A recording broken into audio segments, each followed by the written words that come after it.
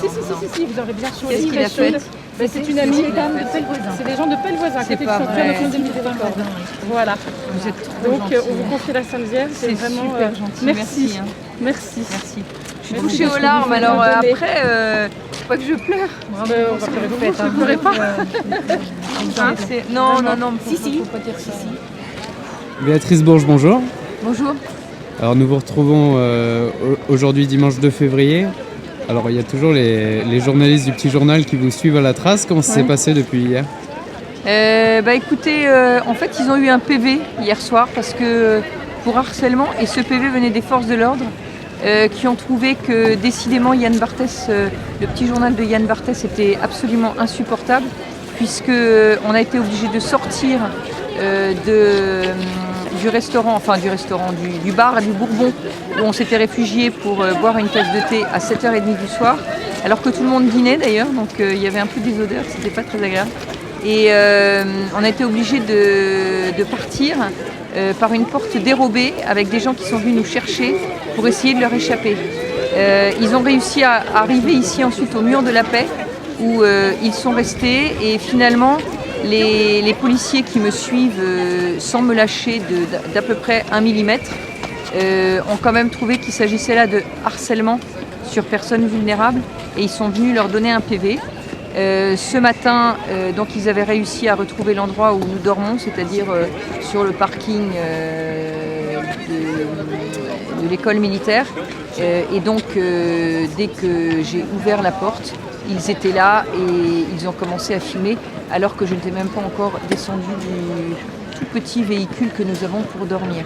Je suis donc allée les voir et je leur ai demandé leurs coordonnées, parce que nous allons porter plainte pour harcèlement contre personnes vulnérables, puisqu'en fait je suis maintenant en jeûne total depuis le 8e jour, et donc voilà. Donc en fait il y a quand même, j'espère que ça va aboutir, parce que en fait on ne peut pas tout se permettre.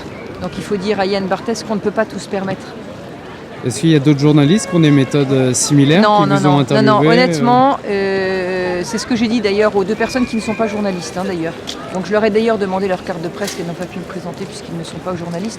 Donc Yann Barthès ne prend même pas la peine d'envoyer des journalistes. Il envoie juste un perchman et un caméraman. J'ai absolument rien contre eux, bien au contraire. Je trouve que c'est des métiers tout à fait méritants, et bien plus méritants d'ailleurs, parce que quand je vois le mal qu'ils se donnent pour faire paparazzi, je suis un peu admiratif, parce qu'ils étaient très frayères, mais en revanche, ils ne se donnent donc pas la peine d'envoyer des journalistes, mais les autres journalistes, enfin les journalistes en général, je leur accorde autant de temps qu'ils veulent, vraiment, et je ne ménage pas depuis 1 an et demi mon temps avec eux.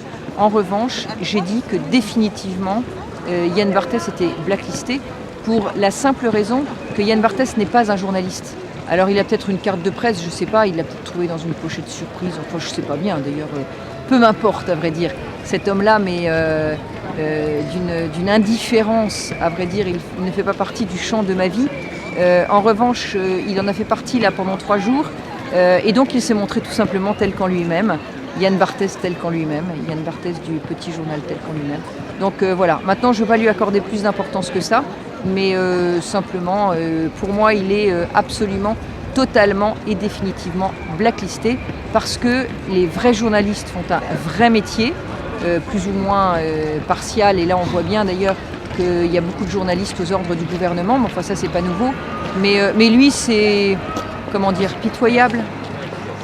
Je vous remercie. Et un petit mot sur les gens ici, les manifestants donc de la Manif pour tous. On sait qu'il y a pu avoir quelques dissensions avec le printemps français.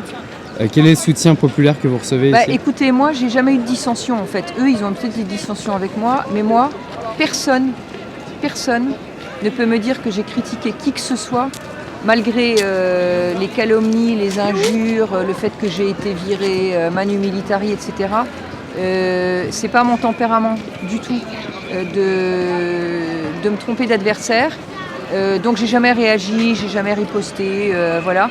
Mais le soutien populaire, en fait, ça c'est on va dire le staff. Mais le soutien populaire est absolument extraordinaire. Je peux d'ailleurs montrer qu'il y a une dame qui m'a fait un cadeau qui m'a touchée aux larmes, à vrai dire. C'est une écharpe qui a été tricotée. Donc c'est quelque chose d'absolument unique. Et elle m'a dit, ça vous tiendra chaud dans vos nuits ou dans vos jours où vous avez froid. Et voilà.